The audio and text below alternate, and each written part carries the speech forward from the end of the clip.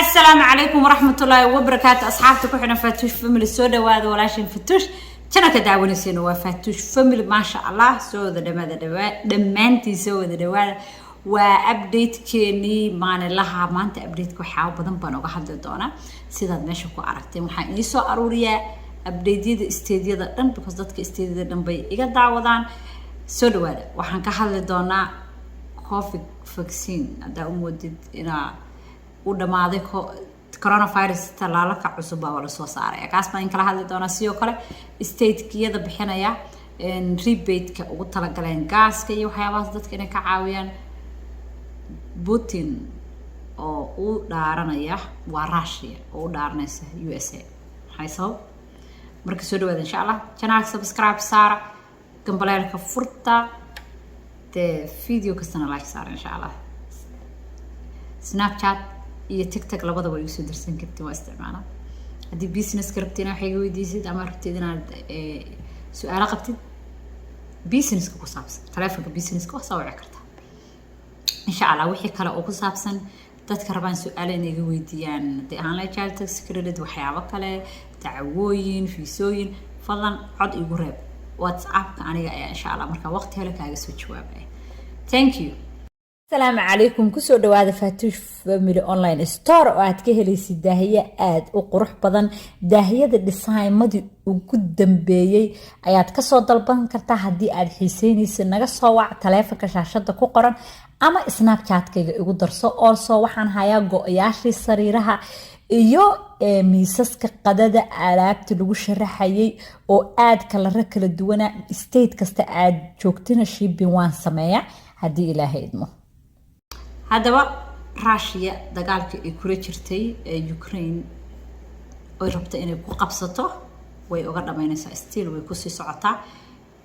وحق صارين ومدحوينه يتوحجي وهذا secretary of something وهايستا لكن بوتين يكهري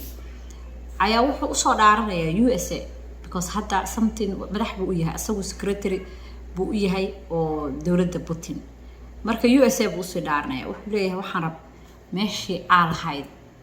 ayaan rabaa inaan kugu celino meeshii aalahayd inaan kugu celino qofba nooc buu u fasiranaya laakiin waxay u agtahay waan ku duqeynaynaa hadaa raba nuclear baan ku isticmaalnaa kulli qof kasta si uu u fahmay laakiin saas baa loo fasirtay waxyaabaha ay ku eedeynayaan maxaa kamid ah waxaa kamid ah in ay rabaan magaca in magaca Russia in USA dhulka ay la galayso waliba special Biden oo waxyaabo xun uu ka sheegayo oo rabo ilaa wadankaasi uu eber noqdo oo dhulka ku dhaco oo waxay ku sharaxeen labadiisa lugood dhulka dhigta jilbihiisa camal tii soo gurgurta adduunka dhaha waa iga dhamaatay ay gaarsiiyaan Russia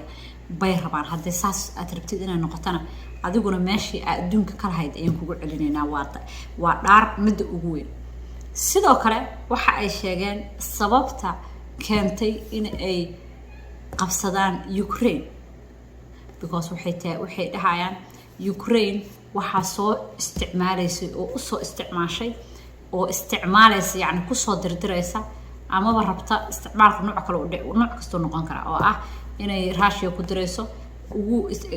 sida kale loo fasirin karo waxay tahay inay ka dhigtaan meel ay Russia waxay rabaan kaga fushadaan inay noqoto magaceedeen Ukraine bay USA use gareynaysay si Russia waxa ugu dhibto marka sababtaas ayaa nagu qasbay in aan qabsano oo military ahaan ku duulno Ukraine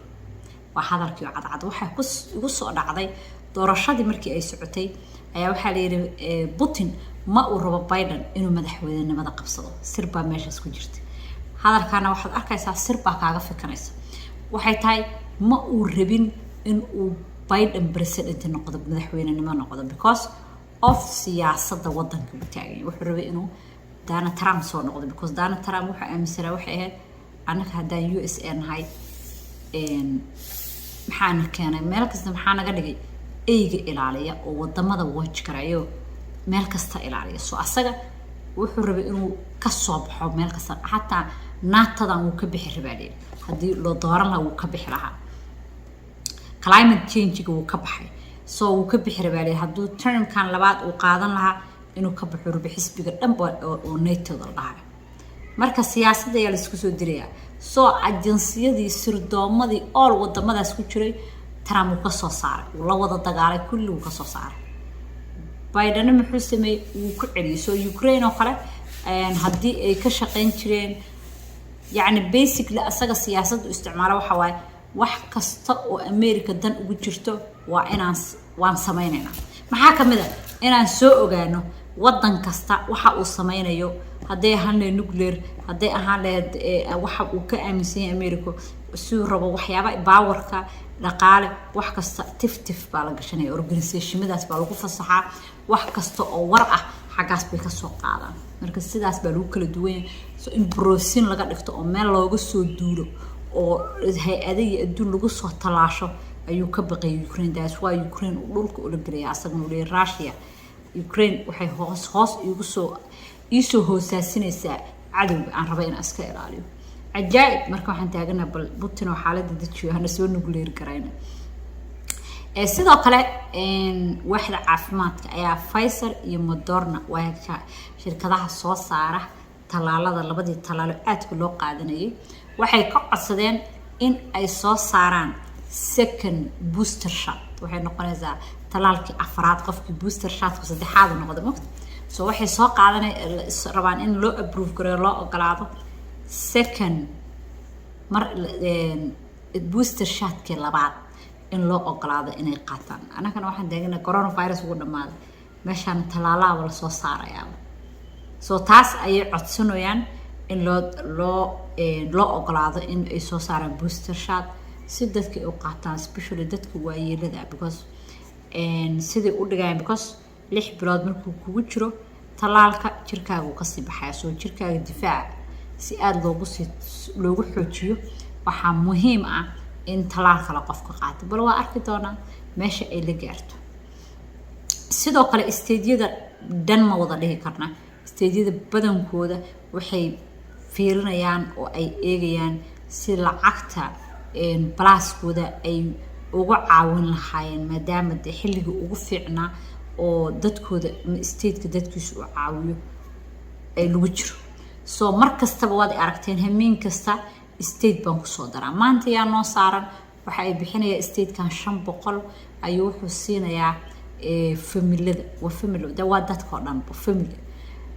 si ay ugu isticmaalaan gaaskan